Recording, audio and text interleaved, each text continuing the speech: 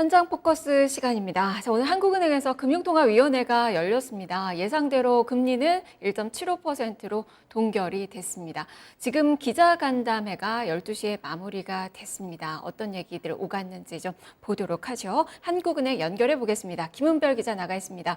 자, 김 기자, 아무래도 지금 글로벌 금융시장의 불확실성, 또 경제지표 부진, 이런 부분에 금리나 요인이 있지만, 한국과 미국의 금리 차도 그렇고요.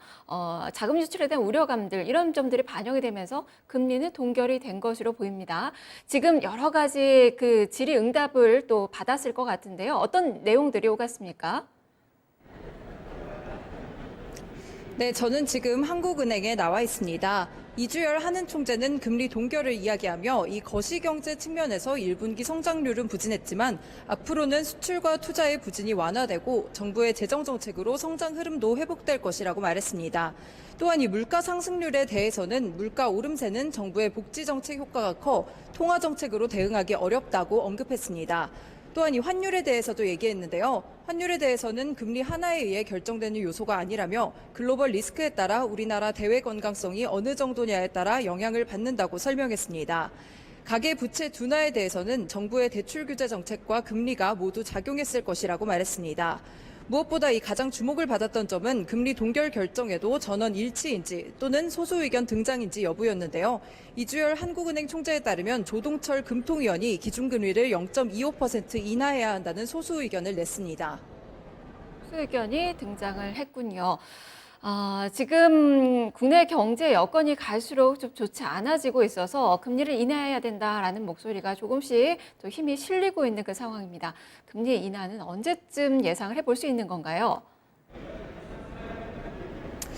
네, 이 금통위원 사이에서 소수 의견이 등장할 경우에 이 하반기 금리 인하 가능성에 무게가 실릴 것이라는 의견이 많았는데요. 실제 그간 인상 소수 의견이 등장했을 때 비슷한 결과들이 좀 있었습니다.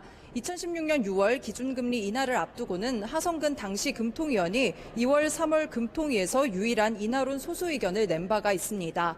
또한 최근 경제협력개발기구와 한국개발연구원은 올해 한국 경제성장률 전망치를 2.6%에서 2.4%로 내리고 금리 인하를 권고한 바 있습니다. 그렇지만 이주열 한은 총재는 오늘 소수 의견은 말 그대로 소수 의견이라며 금통위의 시그널이라고 보는 데는 무리가 있다라고 선을 그었습니다. 이 총재는 과거 소수 의견이 있었고 이로 인해 실제 금리 변동으로 이어지는 결과가 있었다고 인정하면서도 다수의 금통위원은 기준금리 동결을 결정했다고 덧붙였습니다. 시장에서는 금리 인하 소수 의견이 나올 경우 하반기 금리 인하로 이어질 것이라고 예측했지만 이 총재가 지금은 기준금리 인하로 대응할 상황이 아직 아니라며 입장 변화가 없다고 밝혀 당장의 금리 인하 가능성은 지켜봐야 할 것으로 보입니다. 지금까지 뉴스토마토 김은별이었습니다. 네, 김은별 기자 수고했습니다. 한은에서는 지금 선을 긋고 있는 그 상황인데요. 하지만 금리 인하 로 이 한은의 입장이 조금씩 변화할 수 있는 그 요인들이 조금씩 좀 늘어나고 있는 그 상황입니다. 한층 더 7, 8월에 금리 인하 가능성 좀 높아지지 않을까 싶네요. 지금까지 현장 포커스였습니다.